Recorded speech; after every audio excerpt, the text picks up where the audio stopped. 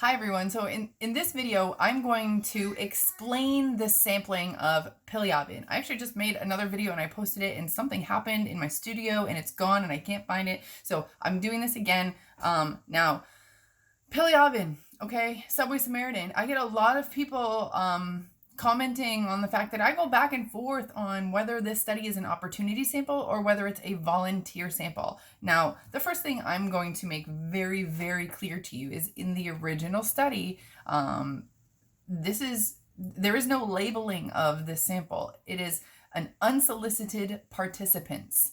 Okay, so our participants were actually not gathered in any single type of way. So if you're reading resources from online, if you're reading resources from other teachers or wherever, and you're seeing that a consensus says that they are all opportunity samples, I'm just going to tell you that one teacher probably looked off of another, looked off another, looked off another, and looked off another. Because if you're actually analyzing this according to psychology, you're going to see that the definition of this sampling method does not fit opportunity sample 100%, and it does not fit volunteer sample 100%. Okay, the only thing that you can say about this sample is it's a non-probability sample, which I'll get into. Okay, I'm hoping to only make this about 5 minutes. All right, so stick with me now.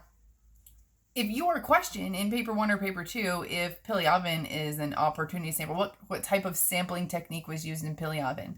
Okay, now technically you don't have to say either. You don't have to say it was an opportunity sample or volunteer because it wasn't. It didn't say in the study.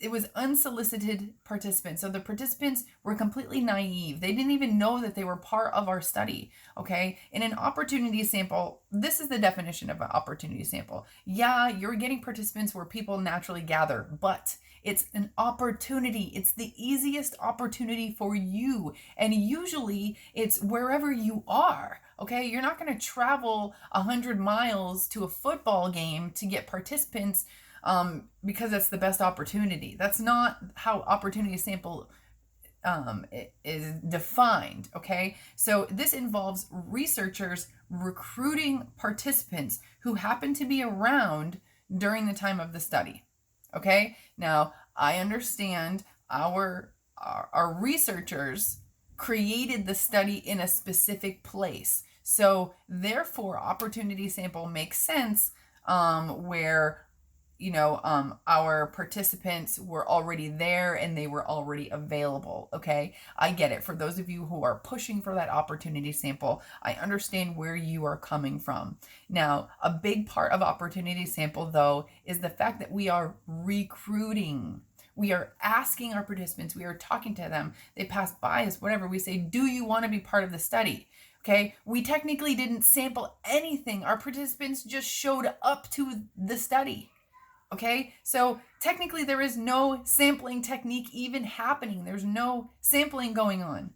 All right, it is a completely random instance that these people enter the cart. Now, sometimes most of the time I go for volunteer sample on this study, and that's because in a previous study, we have a study on lying by Mann, and in Mann's study, we have a bunch of videos and records of criminals. Okay, we go to this one police station, and most people say that it's an opportunity sample because we are going to this local police station and we are getting the footage and the videos of the criminals that are already there, so it's our best opportunity. But the study actually states that it's a volunteer sample because the only participants that were actually used in the study were those who voluntarily told the truth. So if they told the truth, then we could go back and look at their original video to tell if they were lying or the signs that they showed that they were lying.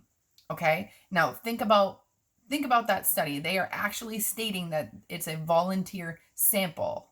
Okay? So they unknowingly volunteered to be part of the study by telling the truth. Now, think of Piliavin. We have a subway station. We have probably 20 carts on this subway station, and only one cart is being used for an experiment.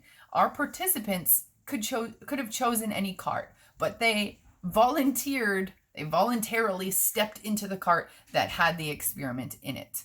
Okay, so that was them basically unknowingly giving their consent or being part of the study. And some people even say to me, how can you volunteer for something that you don't even know you're a part of? All the time. Don't you guys watch those things on TV where people are part of like a hidden camera show or whatever it is? They just happen to be walking down the street and they are just chosen because they are there. Okay. That is kind of what is happening more so than anything. And I know you also need informed consent in a volunteer sample. There's usually something specific or a specific demographic or something like that, which is why it technically doesn't even fit volunteer sample 100% either, guys. Okay, so if you want to call me wrong for saying volunteer sample, then I'm wrong. But you're also wrong for calling it an opportunity sample, because it's not fitting 100% an opportunity sample. Okay, we technically didn't even sample the people. Okay, they were just part of the experiment. They just showed up and they were part of the experiment. Okay, which brings me to my next case.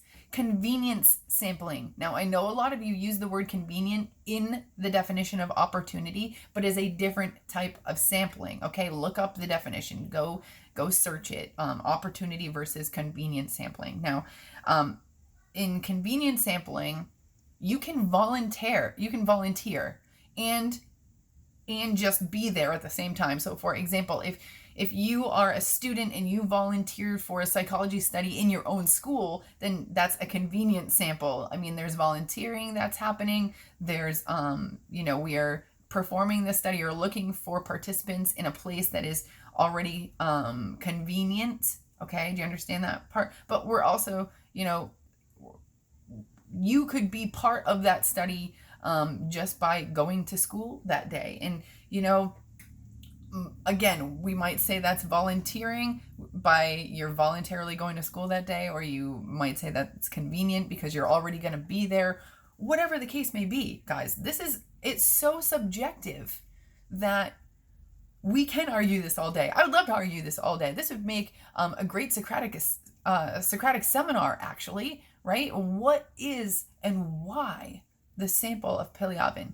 Now, one thing that we cannot argue is the fact that this is a non-probability sample. A non-probability sample just means that it wasn't randomized in the sense that everyone in the population, in the target population, had an equal opportunity of being part of the study, because they didn't have an equal opportunity part of the study. And look at our demographics. We're studying.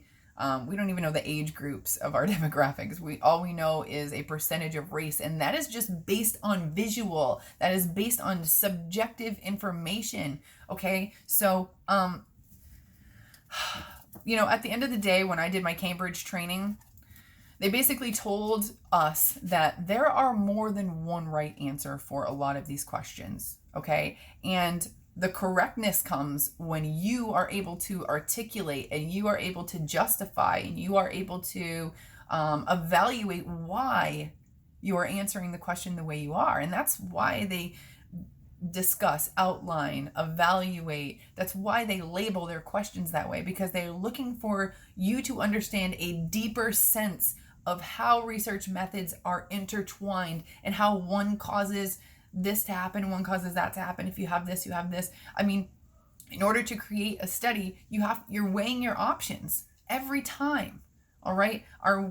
In this instance, it was not important for Piliavin to recruit a sample in any way except they wanted to get the most amount of participants as possible. Okay. So the sample, if you really, really need to write down and you're asked what the sample is, it is an unsolicited participants. We have naive participants, okay, with a non-probability sample, which is the probability of everyone being chosen was, we didn't have a high probability of it. Why? Well, the carts could only hold so many people. There were many carts to choose from. It all depended on which cart, who got in which cart. Okay, some days they were full with 40 plus. Sometimes there were only 13 people in the car. At the end of the day, like I say this again, did we actually grasp hold have a tangible population. Like in Schachter and Singer, we can say we had 185 males for certain. Okay, in the study, we have 4,450 people. We don't know if any of these people were reoccurring people. They could have been repeated. We don't even know if this is actually independent measures, guys. Okay, so before you want to argue whether this is right or not, it's all about providing enough evidence to support your claim. Okay, we can even go into was this independent measures or repeated measures? We don't know. We don't know. The only thing that we can do is justify why we believe it to be. Okay, if they were in the same cart, the same time of day, it's likely that, we are creatures of habit. It's likely that someone just went in the same cart. When you go to the bathroom at school, do you use the same stall? It's probably likely that you do. It's a comfort thing. Okay, so remember, understanding the depth of research methods is the basis of passing these exams. It's not just memorizing whether Piliavin, what type of sample they had and what type of design was in their study. That's not it. It's about understanding how they work together and how they don't work together. And if, you can't have one without the other. Think about it. Almost every single study we had informed consent except for this one, and we are arguing about the sample technique. Was there even a sample technique to begin with? I don't know. There's no answer, guys. There's no answer. I just answered it. Either or, both, none. Boom. You have to justify why, though. Okay? Good luck.